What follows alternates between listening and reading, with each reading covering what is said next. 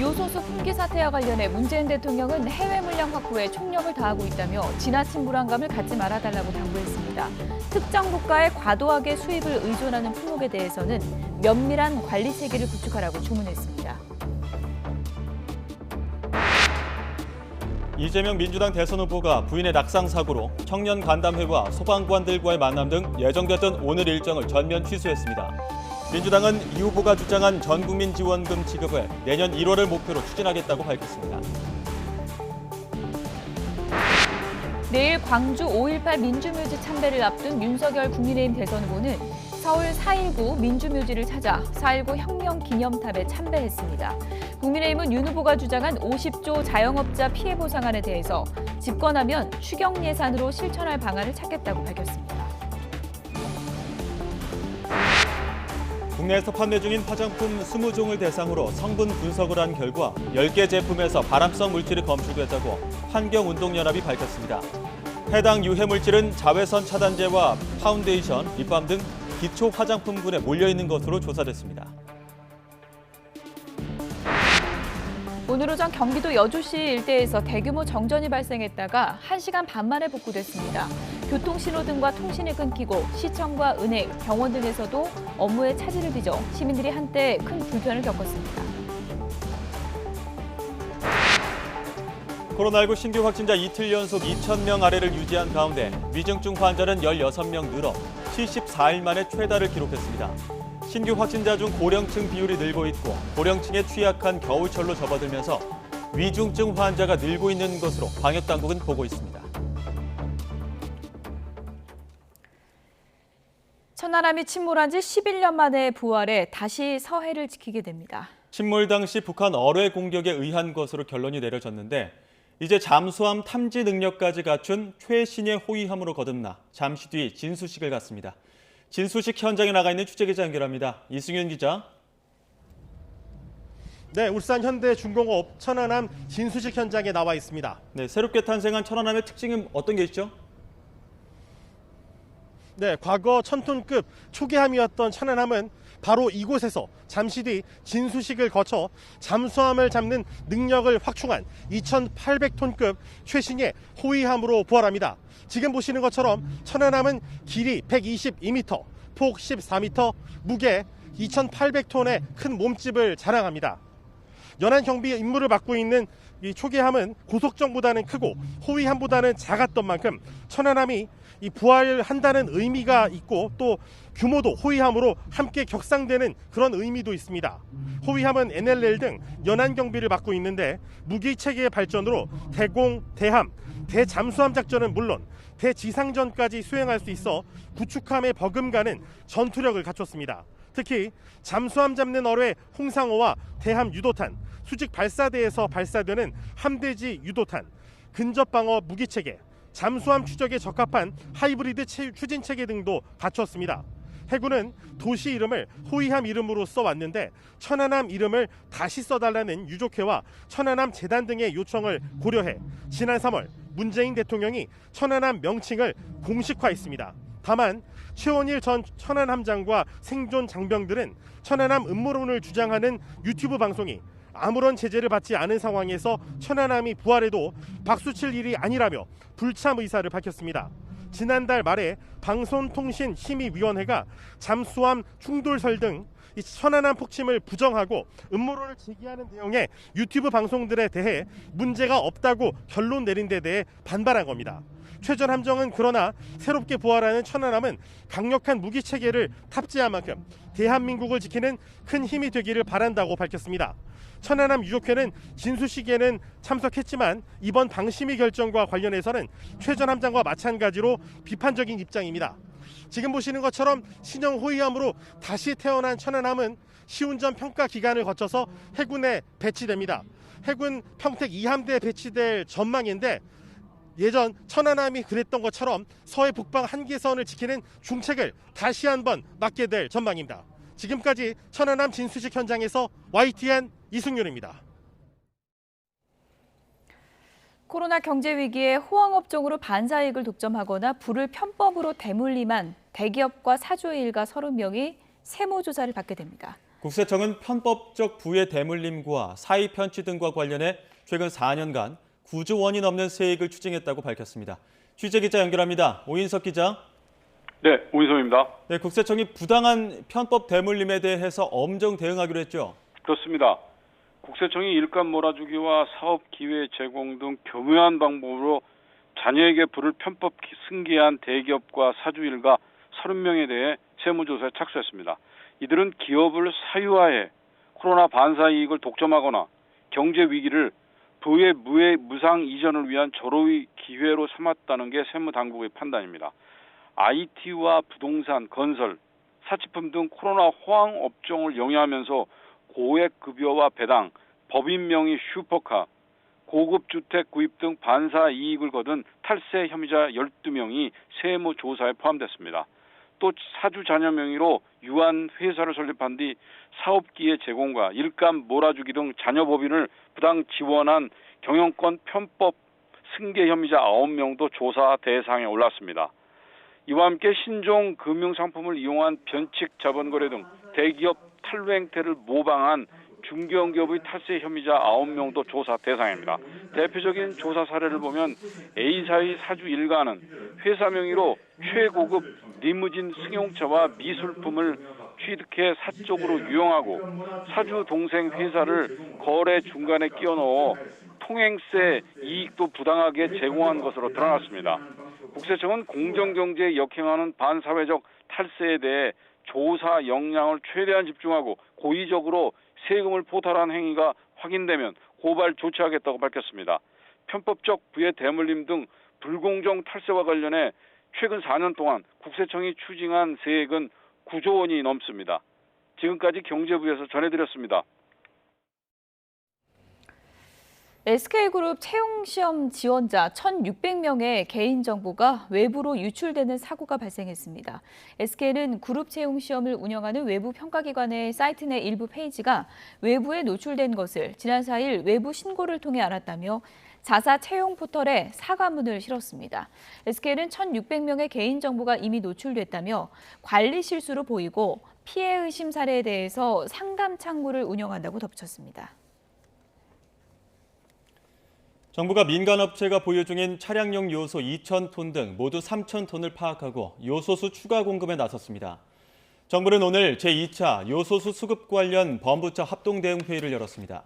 정부는 요소수 생산과 판매업자 등에게 생산과 공급, 출고 명령과 함께 판매 방식도 지정할 수 있는 긴급 수급 조정 조치 고시를 이번 주 안에 시행하기로 했습니다. 정부는 또 매점 매석 합동 점검 과정에서 민간 수입업체가 차량용 요소 2,000톤과 산업용 1,000톤 등 모두 3,000톤을 보유한 걸 확인하고 이 가운데 차량용 700톤을 내일 국내 생산업체로 보내 요소수를 생산할 예정입니다. 정부가 이미 계약을 마치고도 중국에서 통관대기 중인 요소수 물량이 19,000톤 이상에 달한다면서 최대한 빠른 해결을 약속했습니다. 군이 보유한 차량용 요소수 가운데 민간에 지원 가능한 구체적인 수치도 밝혔는데요. 직접 들어보시죠. 저희들 재고 파악을 하는데 한 달 가량 정도밖에 재고가 남지 않은 상황 하에서 첫째 대책은 하여튼 최단기일 내에 중국하고 해서 중국의 해관에 한 19,000톤 이상이 답했어요. 이것만 풀려도 거의 이제 숨을 돌리기 때문에 저희들이 이제 계약을 해가지고 통관 대기하고 있는 물량 이걸 제일 빨리 좀 협의를 해가 풀려고. 저희들 235톤은 이미 이제 사용부대에 이제 분배가 돼 있고 예비분이 한 210톤 정도가 저희가 갖고 있는데요. 국가에서 필요로 한 곳에 이렇게 언제든지 지원 가능하도록 태세를 갖추고 있습니다. 덤프트럭과 레미콘 등 건설 현장 기계 노동자들이 요소수 부족 사태가 생계까지 위협하고 있다고 하소연했습니다. 먹고 살 수 있도록 정부가 책임지고 해결하라고 촉구했습니다. 직접 들어보시겠습니다. 요소수가 2, 3일 있으면 동이 납니다. 가지고 있던 게. 그러면은 저희 가정은 생계, 애들 학비 모든 게 멈췄습니다. 너무 절박합니다. 정부는 하루빨리 대책을 세워주셔서 저희 가정이 먹고 살 수 있게 할부를 못 내서 차가 압류되지 않게 경매에 넘어가지 않게 제발 호소합니다. 8,000원, 7,000원에 팔던 것이 16만 원, 18만 원입니다. 그마저도 구하지 못해서 장비가 쓰게 되어 있습니다. 청와대 앞까지 올 요소수는 남겨두고 바로 이곳 앞에서 쓰자. 그러면 정부가, 국회가 집에 돌아갈 요소수 줄 때까지 이 자리를 장비로 막아낼 겁니다. 전라북도 익산시와 호남 유일의 요소수 생산업체인 아톤산업이 지역민에게 요소수를 직접 판매하는 자리를 마련했습니다. 익산시는 요소수 부족 사태에 따른 시민 불편을 최소화하기 위해 업체의 협조를 받아 익산 실내체육관 앞 주차장에서 오늘부터 요소수 판매를 시작했습니다. 첫날인 오늘 많은 차량과 시민들이 몰려 판매 대기줄이 길게 형성하기도 했습니다. 익산시는 토, 일요일, 공휴일을 제외한 평일 오전 10시부터 오후 4시까지 오늘처럼 요소수를 판매할 예정입니다. 네, 요소수 품귀 현상을 해결하기 위해서 정부가 패스트트랙도 도입하기로 했습니다. 수입 과정의 규제를 대폭 완화해 민간 수입을 활성화하고 속도도 높이겠다는 건데요. 미봉책에 불과하다는 지적도 나옵니다. 이준엽 기자가 취재했습니다. 화학물질 수출입 사업을 하는 A씨는 평소 거래하던 동남아시아 국영 화학업체를 통해 요소수 1,800톤을 확보했습니다. 레미콘 18만 대가 일주일 정도 버틸 수 있는 물량입니다. A씨는 최근 벌어진 요소수 대란이 기회라 생각했지만 곧 난관에 부딪혔습니다. 요소수 제조나 수입을 위해 거쳐야 하는 검사가 까다로운 데다 심사기관 문의가 폭주하면서 통화조차 쉽지 않았기 때문입니다. 해외 생산업체의 공정 상황에 대해서 서류를 제출하게 되어 있습니다. 이런 부분들은 사실 입수하기가 좀 어려운 상황이고요. 그런데 이번 주 상황이 급반전했습니다. 요소수 수입은 서류가 미비하더라도 시료검사부터 따로 의뢰할 수 있도록 정부가 투트랙 제도를 시행하기로 한 겁니다. 법정 기한인 20일보다 훨씬 짧은 3일에서 5일 안에 모든 검사 절차를 마치도록 하겠다는 방침도 밝혔습니다. 최소 3일, 조금 길면 5일 정도 해서 저희 아마 저녁까지 밤까지 풀가동해야 될 것 같습니다. 수입처를 확보하고도 전전긍긍하던 업체는 일단 안도의 한숨을 내쉬게 됐습니다. 다행히도 주말에 좀 정부 차원에서 대책도 세워주시고 좀 이제 빠르게 대응을 좀 해주시는 것 같기는 해요. 인원도 좀 많이 배정하시고. 하지만 완제품 수입은 미봉책에 불과해 아직 안심하기에는 이르다는 반응도 나옵니다. 원재료인 요소를 직접 수입해 국내에서 요소수를 만들어야 수급이 안정화되는데 전망이 불투명하기 때문입니다. 10월에 주문한 게 지금 1월에 들어온다고 하고 있습니다. 물량이 중국에 막혀있는 거에 한 10분의 1 정도 수준밖에 안 돼서 당장 요소수 수입으로 급한 불은 끄겠지만 품귀 대란이 언제쯤 해소될지는 원재료인 요소 도입 협의 결과에 좌우될 것으로 보입니다. YTN 이준엽입니다.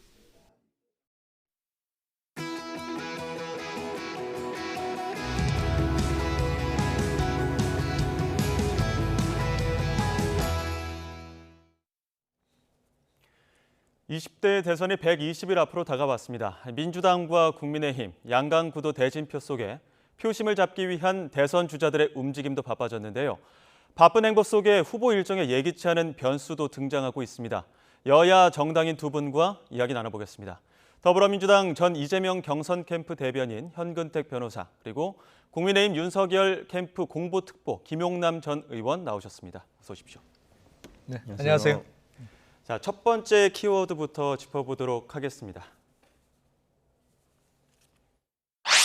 네, 전세 역전과 컨벤션 효과라는 첫 번째 키워드인데요. 최근 나온 여론조사 결과를 먼저 이야기를 해봐야 될 것 같습니다. 윤석열 후보의 상승세가 두드러진 편이죠. 네. 국민의힘 경선이 끝나면서 이제 국민의힘 후보는 윤석열 후보로 결정이 됐습니다. 그래서 각종 여론조사에서 이제 홍준표 후보나 다른 유승민, 원희룡 후보와 나눠갔던 여론조사 지지율이 대부분 이제 홍준표 후보를 포함해서 윤석열 후보에게 집중되는 현상이 나타나고 있죠. 그래서 그걸 뭐 일명 컨벤션 효과라고 부를 수도 있고 후보 확정 효과라고 부를 수도 있을 것 같습니다. 컨벤션 효과에 더해서 후보 확정 효과 이런 말씀해 주셨는데 이재명 후보의 경우에는 이제 경선 끝나고 나서 지지율이 조금 빠지다 보니까 역벤션 이야기도 나왔습니다. 네네. 윤석열 후보의 컨벤션 효과는 어떻게 보셨습니까? 일단 컨벤션 효과는 맞는 것 같습니다. 지금 지지율상으로 나타나고 있고요. 아마 근데 이제 그런 부분도 있는 것 같습니다. 패배하려는 건 아닌데, 그러니까 국민의힘 같은 경우는 여론조사로 선출을 했잖아요. 그러다 보니까 이제 여론조사 응답이라든지 그것도 영향을 좀 미치는 것 같고, 지금 말씀하신 것처럼 다른 후보들 지지하던 분들도 이제 지지하는 것 같고, 어쨌든 경선 과정이 바로 그 자리에서 다 승복했거든요. 민주당 같은 경우는 조금 시간이 걸렸고, 뭐 지금 뭐 재판한다는 분들도 있고 이래서 그런 부분도 좀 영향을 미치고 있지 않나 이렇게 보고 있습니다. 그 여론조사 말씀하셨으니까 이 조사 방식에서도 좀 눈에 띄는 결과가 있었습니다. 전화 면접이죠. 일반적으로 사람이 전화를 해서 조사라는 방식에서는 이재명 후보가 그러니까 경선 확정이 되기 전에는 우세한 편이었는데, 그리고 또 ARS 조사, 이렇게 기계음으로 들리는 건 윤석열 후보가 유리했습니다.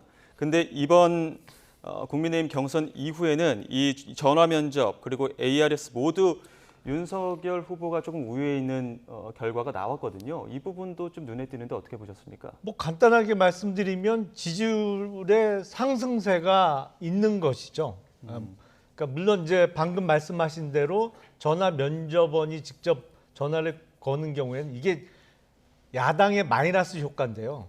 야당 지지자들이 사람에게 야당을 지지한다고 선뜻 대답 못하는 그런 효과 때문에 일반적으로는 여당의 이재명 후보가 전화 면접원 조사에서는 조금 유리하고, 기계음을 상대로 하는 ARS 그 조사에서는 윤석열 후보가 유리하게 나왔는데, 지지율이 상승하면서 뭐 조사 방식과 상관없이 윤석열 후보가 앞서는 대부분의 여론조사 결과가 나오고 있습니다. 지금 어찌됐든 두 가지 조사 방식에서 그렇게 나왔기 때문에 민주당 입장에서는 이러한 컨벤션 효과이긴 하겠지만 그 격차를 줄이기 위한 전략도 필요할 것 같은데 어떻습니까? 뭐 정당 여론조사 지지율이라는 거는요, 뭐 사실은 뭐 굉장히 다양하게 변합니다. 이거 한 달 내도 변할 수 있는 거고, 홍준표 후보가 어제 얘기한 것처럼 뭐 이해찬 후보는 50%, 김대중 후보는 14%이다가 그게 또 뒤집어졌거든요. 그러니까 대선에 지금 한 4달 정도 남았잖아요. 이제는 뭐 여론조사는 뭐 진짜 수백 번 바뀔 수 있다 보기 때문에 1,2,1일 할 필요는 없지만 어쨌든 추세, 말씀하신 것처럼 정당 지지율, 특히 아마 이제 정권 교체 비율이 굉장히 높은 게 부담이 있죠. 그다음에 그걸로 이제 정당 지지율로 귀결되고, 그다음에 이제 결국은 이제 후보 지지율로 연결되고 있기 때문에 그 부분을 저는 뭐 고민하고 있고, 저희들도 그 부분을 어떻게 치우는지 안에 이거를 사실 지지율이 고착되면 안 되거든요. 어느 정도 이걸 극복해야 되기 때문에 그 부분은 고민하고 있습니다. 지금 뭐 지지율 상승세의 어떤 변수라고 해야 될까요? 홍준표 의원을 지지했던 2030 세대 표심이 어디로 향할 것인가 이런 관심들도 많은데, 김재원 최고위원 그 4일간 40명 탈당을 언급을 했었는데 이준석 대표는 말이 달랐습니다. 먼저 듣고 이야기 이어가도록 하겠습니다. 수도권 통계는 1,800명 정도로 보시면 되고, 어제까지가요? 예. 전국 통계를 뽑아보면 이제 좀 더 숫자가 늘어날 수 있겠습니다. 그 부분은 지금 말씀하시기 곤란하신 거죠? 전국적인. 저는 알고 있는데 뭐 언론이 계속 물어보고 있는데 그거 확인해줄 건 당대표가 뭐 자해하자는 것도 아니고.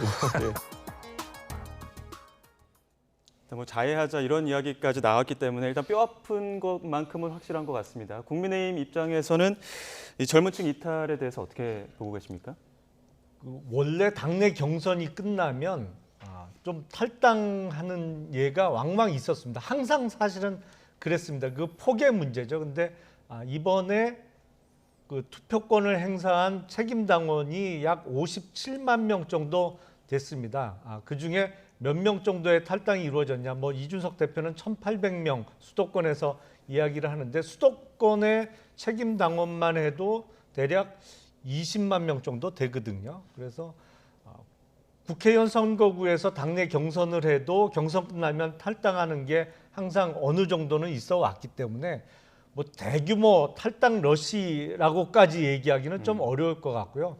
다만 그 탈당하는 당원들 중에 2030 당원들이 조금 비율상 높은 거는 사실인 것 같습니다. 이 부분은 앞으로 해결해야 될 문제죠. 사실은 청년층의 지지율 확보가 뭐 상대 그 당도 마찬가지겠습니다만 국민의힘 윤석열 후보도 가장 시급한 문제로 생각하고 있습니다. 예, 보통 컨벤션 효과만큼이나 어찌됐든 탈당하는 비율도 좀 늘긴 하겠지만 또 그 와중에 세대라는 특징은 있다는 말씀을 해주셨는데요. 민주당 입장에서도 청년층 표심 잡는 것은 이번 대선 정국에서 관건이지 않겠습니까? 굉장히 중요하죠. 왜 그러냐면 이제 60대, 70대 같은 경우는 거의 투표를 많이 하고 거의 정해져 있습니다. 근데 이제 20대, 30대 같은 경우에는 본인이 마음에 드는 후보가 있으면 가서 투표를 하지만 또 투표를 안 할 수도 있어요. 그러니까 변수가 되는 것이죠. 투표하는 사람이한테 플러스 알파가 될 수 있는 그만큼 중요하죠. 근데 이제 국민의힘 일부, 뭐 전부는 아닙니다만 일부에서 보면 이 사람들이 원래 뭐 위장 당원이다.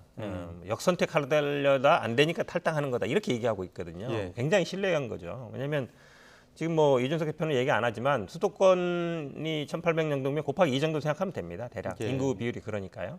뭐 정확한 건 아니지만. 근데 경선 끝났다고 바로 탈당하거나 뭐 이런 거는 흔치는 않은 일이에요. 그러면 제가 보기에 달래겠다. 아니 그분들의 요구를 듣겠다. 이렇게 나와야 되는데 한마디로 뭐 얼마 안 되니까 무시하겠다. 이건 제가 보기에 안 좋은 메시지예요. 더 화를 북돋우는 거거든요. 그러니까 김종인 비대위원장도 보니까 뭐 영향 없다. 선거 영향 없다. 이렇게 나오는 거는 제가 보기엔 아닌 것 같아요. 왜냐하면 이분들이 원래 뭐 정치에 관심 있던 분도 아니고 어찌 보면 먹고 살기 바쁜데 자진 입당해가지고 당비 내고 선거운동 했던 분들이거든요. 제가 보기에 뭐 인위적으로 위장 가입한 사람이 몇 명이나 되겠어요. 바쁜데 청년들이 특히. 그러면 이런 분들을 좀 달래주고 어쨌든 이분들과 같이 가겠다. 이렇게 가야지 뭐 원래 우리 당 아닌 사람들이니까 가도 된다. 이거는 제가 보기엔 아닌 것 같아요. 그런 의견들에 대해서 이준석 대표도 오늘 아침도 그렇고 진화에 나섰던 것 같은데요.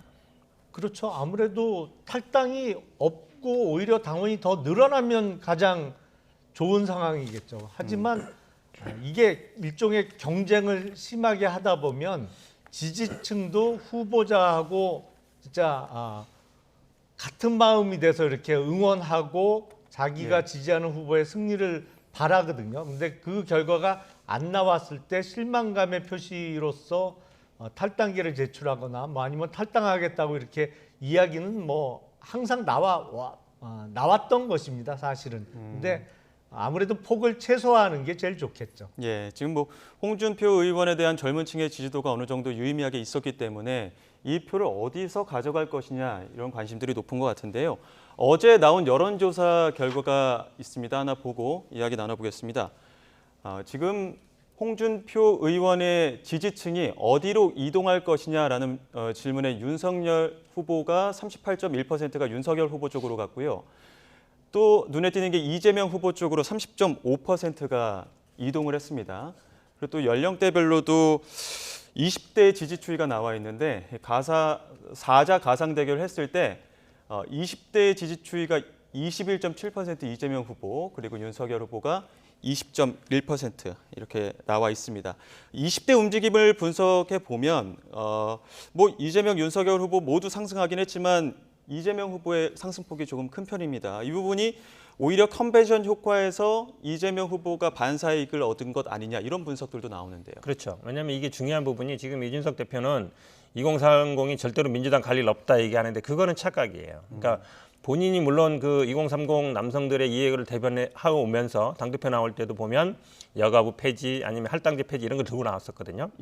하지만 그분들이 특정 어떤 이념적으로 지지하는 게 아니에요. 국민의힘이라든지 민주당인데 보수 진보가 있는 게 아니고 본인들이 생각했을 때 실용적인 본인들의 도움이 되는 분을 지지하게 돼 있거든요. 그래서 저희들도 뭐 청년 선대위도 꾸리고 청년 의원들 중심으로 해서 그분들의 마음을 잡기 위해서 그리고 그분들이 원하는 정책을 받기 위해서 노력하고 있거든요. 그래서 이분들을 본인들이 장악하고 있기 때문에 그러니까 이준석 대표 지지하던 분들이 홍준표 지지하고 그대로 국민의힘에 남아 있을 것이다. 제가 보기엔 그거는 큰 착각이다. 그리고 지금 이런 여론조사 추세가요. 장기적으로 저는 앞으로 여론조사에 영향을 미칠 수 있다고 봅니다. 왜냐하면 민주당에서도 처음에 이낙연 지지했던 분들이 이재명 지지 안 하고 윤석열 지지하겠다. 이 수치가 많이 나왔잖아요. 그러면서 이 경선 끝난 다음에도 지지율이 조금 출렁거리고 이랬었어요. 영향을 미칩니다. 그러니까 제가 보기에는 2030이 국민의힘의 영원한 지지자다. 그렇게 생각하지는 않고 그거는 큰 착각이다 보고 있습니다. 네, 그 홍준표 의원의 지지층 30.5%가 이재명 후보에게로 간 것. 이런 부분에서도 국민의힘 입장에서는 과연 이게 원팀으로 작용할 것이냐, 원팀에 대한 의구심도 들릴 수 있을 것 같은데 어떻게 보십니까? 글쎄 지지하던 후보가 경선에서 탈락한 어떤 홧김에 상대방을 타당 후보를 지지하겠다라는 마음을 먹을 수도 있습니다만 이게 앞으로 본선까지 넉 달 정도가 남았기 때문에 그렇게 많이 연결은 안 될 것 같고요. 뭐 제일 좋은 거는 홍준표 의원께서 정말 쿨하게 도와주겠다라고 하시면 제일 좋겠는데 저는 멀지 않은 미래에 곧 그렇게 될 거다. 그렇게 예상하고 있습니다. 얼마 전 해단식에서는 쿨하게 선을 그으셨단 말이죠. 이 부분에 대해서는 현 변호사님 창당의 씨앗을 뿌렸다 이렇게 또 다른 인터뷰에서 하시기도 했는데 이 부분 좀 부연 설명해 주시죠. 뭐 김영남 의원과 같이 데서 했는데요. 뭐 창당한다는 건 아니지만 어쨌든 백의종군 한다고 했을 때는 뭐 정치를 그만두나 아니면 이렇게 생각했지만 이 플랫폼을 만든다는 거는 당과는 별도의 조직을 만든다는 거거든요. 정치인이 물론 자기의 뭐 팬클럽을 만들 수도 있고 만들 수 있지만 그럴 때는 그냥 뭐 팬클럽 이렇게 얘기하지 플랫폼 얘기는 안 하거든요. 플랫폼이라는 거는 뭔가 조직을 꾸린다는 의미예요. 그렇다 본다 그러면 선대위는 참여하지 않겠다. 그리고 플랫폼을 꾸린다. 사실은 바로 승복은 했지만 민주당 같은 경우에는 어쨌든 그 원팀이 되는 과정이 좀 어려웠잖아요. 근데 마치 지금 보기에는 승복을 하고 원팀이 된 것 같지만 선대위에 참여 안 하고 그럼 많은 분들이 아마 우리 민주당 경선할 때도 보면은 뭐 구속 얘기도 나오고 이런 막 범죄자 얘기도 나왔었잖아요. 그게 저는 아마 홍준표 후보가 경선 끝난 다음에 나올 수 있을 것 같아요. 그리고 모든 언론들이 아마 홍준표 후보가 한마디 얘기하면 아마 싫을 겁니다. 그리고 그걸 통해서 홍준표 후보는 아마 당내에 지금 본인 세력이 없다는 걸 절감했잖아요. 이렇게 밖에 지지도가 여론조사는 10%나 많은데 당내에는 지지가 없어서 졌다라고 생각한단 말이죠. 그럼 본인이 어떻게 이 당에서 영향력을 키워갈 것인가 그 고민 안 할 수가 없잖아요. 그런 데서 저는 아마 홍준표 전 대표 입 앞으로 크게 주목할 필요가 있다고 봅니다. 뭐 홍준표 의원 말대로 지금 뭐 대선 전국이 짧다면 짧고 또 길다면 길게 남은 기간이기 때문에 어떤 또 추이가 있을지 여론까지 한번 지켜봐야겠고요. 다음 주제 짚어보도록 하겠습니다. 그리고 우원식 민주당 선대위원장의 입장까지 듣고 이야기 나눠보도록 하겠습니다.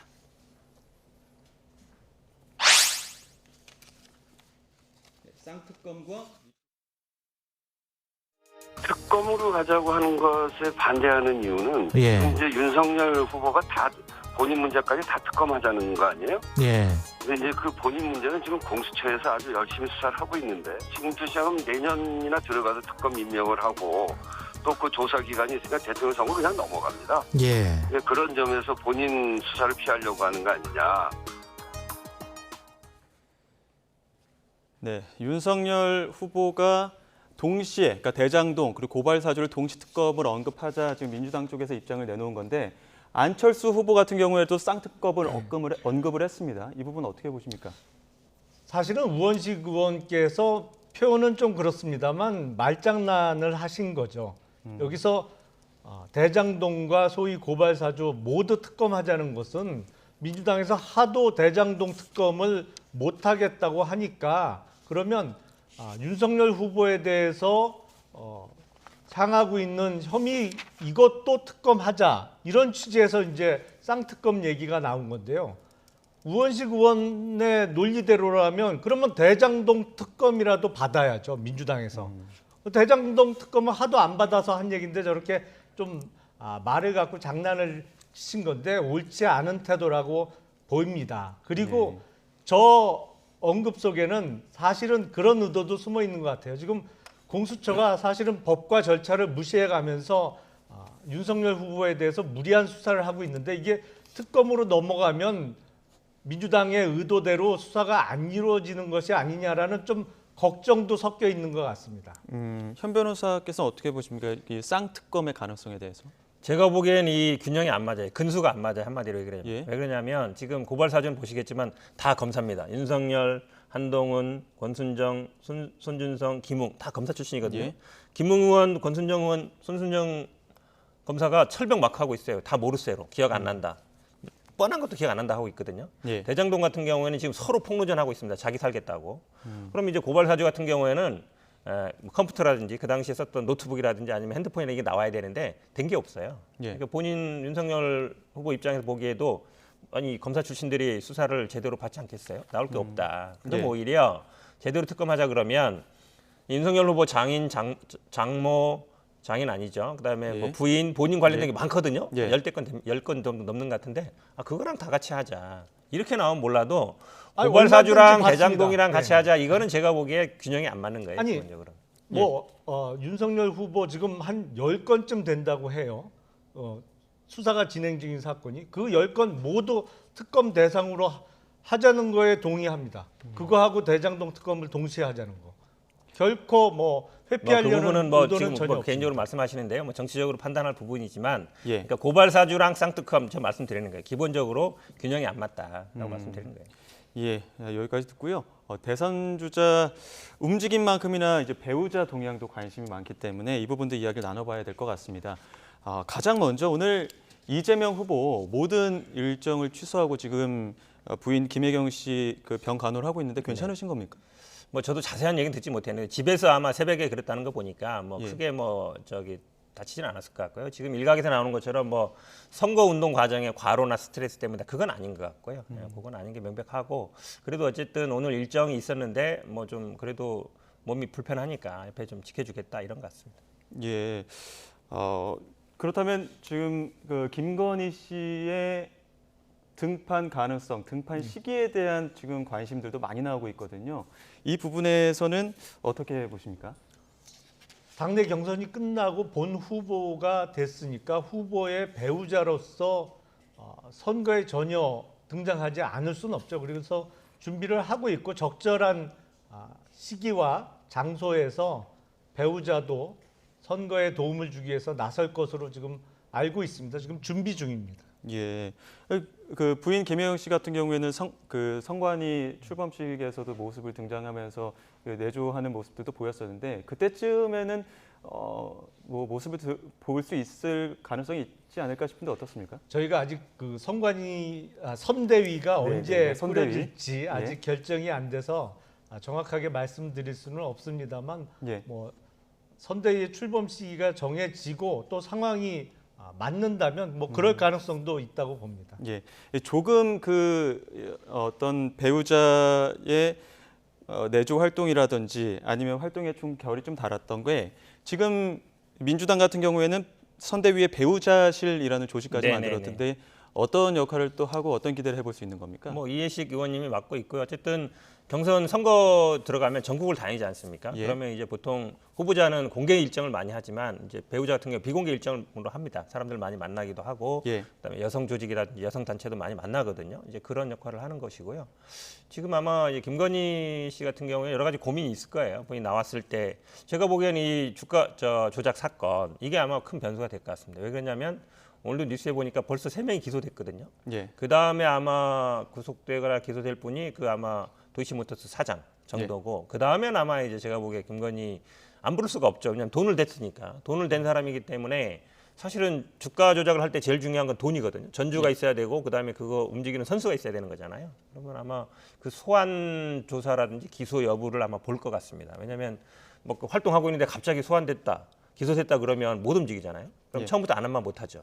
그런 고민이 제가 보기에 좀 있을 것 같습니다. 예, 여기까지 듣고요. 다음 주제 또 넘어가 보도록 하겠습니다. 다음 주제 키워드부터 보겠습니다.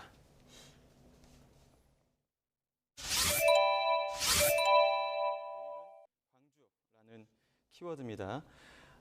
윤석열 후보가 오늘 4.19 혁명 기념탑을 참배를 했고 그리고 내일 광주 방문 일정이 있는데 일정만 봤을 때는 어떤 후보자의 의도랄까요? 어떤 일정의 메시지가 있을 것 같습니다. 어떻습니까? 우선은 그 대통령 선거에 제1야당 후보로 결정이 됐기 때문에 사실은 전국 어디나 선거운동을 위해서는 가야 되는 것이죠. 그리고 뭐 얼마 전에 소위 얘기하는 뭐 전두환 옹호 발언이라고 합니다만 사실은 적재적소에 능력 있는 사람을 잘 써야 된다는 얘기를 하다가 격가지처럼 붙은 얘기가 논란이 됐습니다. 그 발언에 대한 해명도 드릴 겸 해서 광주를 내일 찾고 모레는 또 봉하마을까지 들러서 이렇게 올라올 예정입니다. 예, 뭐 현지에서 일부 또 방문을 반대하는 일부 여론도 또 있다고 하는데 지금 현장 방문 일정이나 여론들에 대해서는 어떻게 해석해 볼 수 있을까요? 저는 뭐 당연히 해야 될 일 하고 있다고 봅니다. 아마 4.19 기념탑 간 것도 헌정회라는 게 예전에 국회의원 했던 분들의 모임이잖아요. 예. 거기에서 조언 들었다는 거기 때문에 저는 뭐 광주 방문도 좀 늦은 감은 있죠. 경선 중에 가고 그 전에 좀 진솔한 사과를 해서 광주 분들이 그 정도면 됐다라고 해서 방문하는 게 중요한 것 같은데 어쨌든 가는 거는 뭐 저는 뭐 낫다고 보고 그리고 갔을 때 어떤 메시지를 내는 게 중요하거든요. 그래서 예. 저는 가서 오히려 좀 가기 전에 먼저 메시지를 내고 그 다음에 가는 게 조금 더 순서가 아닌가 이렇게 보고 있어서 오늘 저녁이든 아니면 뭐 메시지가 좀 나오는 게 낫다고 보고 있습니다. 일단 방문 전에 메시지를 먼저 내놓고 방문하는 것이 좀 더 효율적이다 이렇게 보셨는데 국민의힘 입장에서는 지금 앞서도 말씀하셨지만 선대위 구성이 좀 고민이긴 합니다. 과연 김종인 전 위원장의 원톱 선대위원장으로 구성이 될 것이냐, 뭐 윤석열 후보가 어떤 정치력을 발휘할 것이냐 이런 시험대일 가능성도 있다라는 일부 언론 보도도 나왔는데 어떻게 보십니까?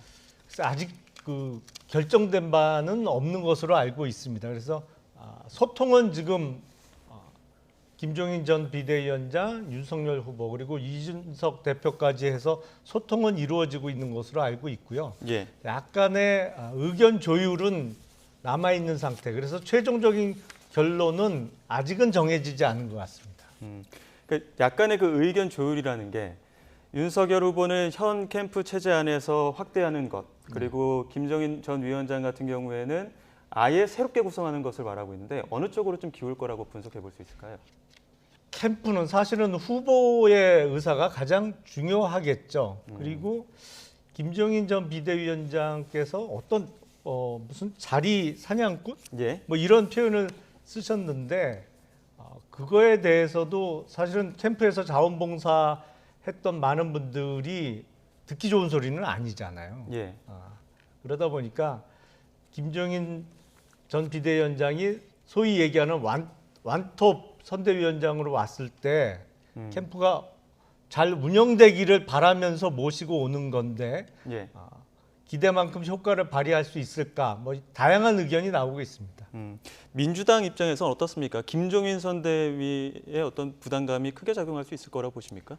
근데 김종인 비대위원장이 갈지 안 갈지 지금 정해지지 않았다 그러잖아요. 예. 그 험한 말대로 오가고 있어요. 8.2 때 무슨 하이에나 아니 같은 팀인데 그런 얘기까지 하는 건 흔치 않거든요. 예. 그러니까 한마디로 얘기하면 정권을 줘라라고 하는 거잖아요. 근데 예. 윤석열 후보가 권선동 의원 사실은 뭐 기수도 훨씬 의외고 뭐 사선이고 이런데 예. 비서실장을 임명해버렸거든요. 캠프에서 어찌 보면 좌장 역할을 하던 분이에요. 그 비서실장 옆에 딱 뒀다는 얘기잖아요. 그러니까 저는 뭐 김종인 비대위원장과 이 윤석열 후보 간의 이 정치 수싸움 거기에 이제 이준석 대표는 어쨌든 김종인 비대위원장을 모셔와야 된다는 입장이니까 이제 2대1 싸움인데 물론 뭐 후보가 당연히 우선이지만 그래도 윤석열 후보 같은 경우는 정치를 해본 적이 없잖아요. 선거에 나가본 적도 없고. 예. 그러면 물론 이제 권선동 비서실장이 어떤 역할을 할지 모르겠지만 그 서로 간의 수싸움. 김종인 비대위원장도 만만한 사람이 아니잖아요. 일단 다 비키라는 거잖아요. 다 나가라. 예. 그리고 새롭게 짜겠다는 거니까. 근데 제일 중요한 비서실장을 딱 앉혀놨어요. 가운데. 그럼 이제 안 나가겠다는 거잖아요. 예. 그 사이에 제가 보기에 밀당이 당분간 좀 계속될 것 같습니다. 쉽게 물러나지 않고 쉽게 또 아마 자리를 내주지 않고 그런 싸움이 제가 보기에 아마 당분간은 좀 좋은 구경거리가 될 것 같습니다. 예. 근데 방금 말씀하셨습니다만 권선동 의원 개인 입장으로는 사실은 후보 비서실장은 뭐랄까요? 자기 체격보다 훨씬 작은 옷을 입는 거죠. 선수도 그렇고 그동안의 경력에 비춰봐서 사실은 선대위라면 뭐 선대 본부장 아니면 당 같으면 적어도 대선을 앞두고 사무총장 이상의 중요한 자리에 충분히 갈 수 있음에도 불구하고 훨씬 낮은 그 직책으로 갔기 때문에 대선 승리를 위해서 일단은 기존 캠프의 멤버들이 본인을 희생하는 자세를 보여준 것이다 이렇게 생각이 됩니다. 제가 마지막으로 오히려 희생이라기보다는요 이제 대리인을 세운 거죠 앞에 딱 이제 더 이상 침범 안 돼. 우리 어쨌든 권선동 의원이 캠프의 좌장이었으니까 캠프를 전체적으로 꾸렸던 사람이잖아요. 그러면 그걸 지키겠다는 의사. 저는 뭐 그게 더 크다고 봐요. 그러니까 자리를 사실 사선이고 이런 분들이 비서실장하는 경우 거의 없어요. 보통 초선이나 재선들이 하거든요. 그래서 좀 이 김종인 비대위원장도 만만치 않은 정치 실력이기 때문에 결국은 아마 권선동 의원하고 협상을 하게 될 텐데 뭐 이준석 대표 그러니까 2대1, 3대1 싸움이 과연 어떻게 굴러갈지 저는 참 재미있게 보고 있습니다. 예, 어떻게 또 굴러갈지 선대위 구성에서도 또 관전 포인트까지 짚어주셨습니다. 근데 저희 당 사정을 저보다 더 잘하는 것처럼 말씀하세요. 다음번에 한번 사정을 또 여쭙도록 하겠습니다. 자, 지금까지 더불어민주당 전 이재명 경선 캠프 대변인 현근택 변호사, 그리고 국민의힘 윤석열 캠프 공보특보 김용남 전 의원과 이야기 나눴습니다. 오늘 말씀 고맙습니다. 네, 고맙습니다.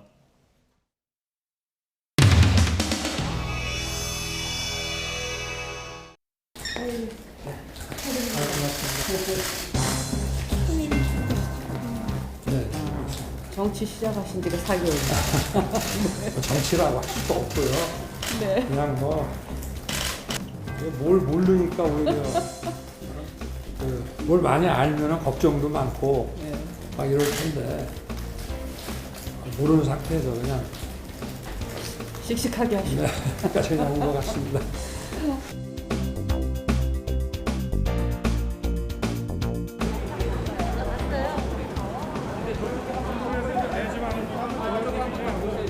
국산물에다 밥 말아가지고 고추장 찍어 먹는 거 아닙니까? 고추장물 이게 유명한 거예요.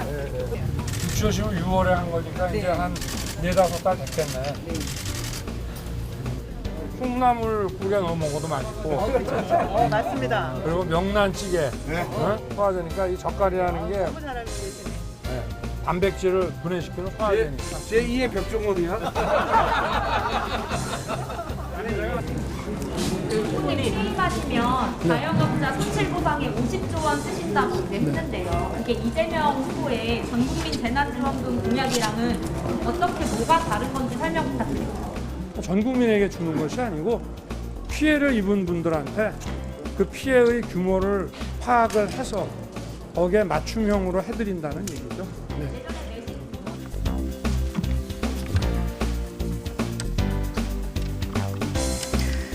총리님, 이 새 정부 출범 100일 동안 50조 투입, 이거에 대해서 어떻게 판단하고 계십니까?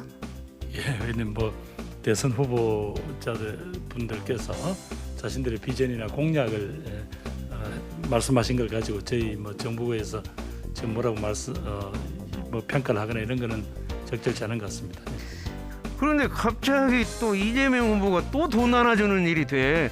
한 40만 원, 50만 원 나눠주면 15조를 또 나눠준다고. 50만 원, 25조죠.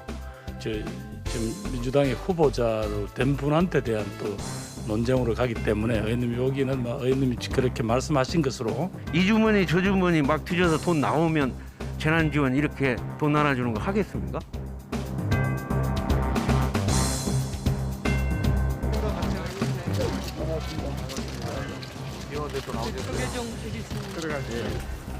우리 식구들 중에 하나가 또 과한 표현으로 아이고 공격에 심리를 끼쳐드려서 우리 대표님도 사과 말씀드리긴 했는데 저도 대표할 자격이 있다면 정말 대신 사과드립니다. 아이고 그걸 잘해줬죠.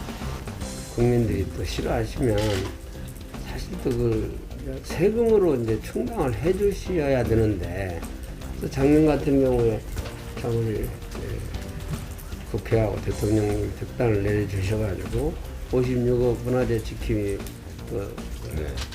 보조금도 주시고 올해도 편성 오신다더만 아직 소식이 없는데 잘 챙길 겁니다. 오늘 다녀오셨습니다. 송부장님께서 모두 다 좀 지원금을 주시니까. 좀 이제 불교 관련된 문화.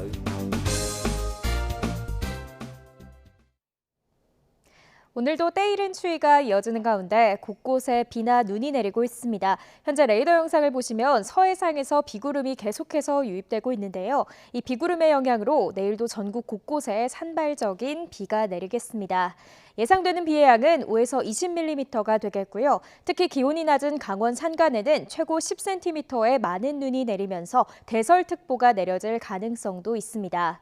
내일도 때이른 추위는 계속되겠습니다. 내일 서울 아침 기온 1도로 오늘보다 2도가량 낮겠고요. 한낮에도 7도에 머무르면서 종일 쌀쌀하겠습니다.